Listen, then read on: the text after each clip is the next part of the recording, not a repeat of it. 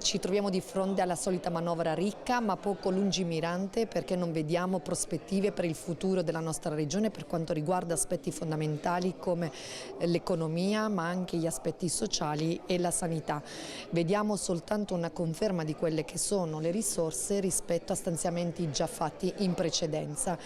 Rispetto a questo assestamento ci siamo posti comunque con fare collaborativo, tant'è che abbiamo presentato come Movimento 5 Stelle 47 emendamenti volti proprio a migliorare il contenuto e che sono frutto dell'ascolto del territorio. Giusto per citarne qualcuno, abbiamo soprattutto avuto attenzione nei confronti dello sviluppo del sostenibile delle nostre piste ciclabili, tant'è che abbiamo proposto un progetto pilota per far sì che venga creata la prima pista solare della nostra regione ad Aquileia, o ancora abbiamo avuto attenzione per quanto riguarda le imprese del nostro territorio, per cui chiediamo l'abbattimento dell'IRAP, ma soprattutto chiediamo che si intervenga a porre fine ad un'ingiustizia sociale, ovvero a mettere un limite ai vitalizi degli ex dipendenti regionali.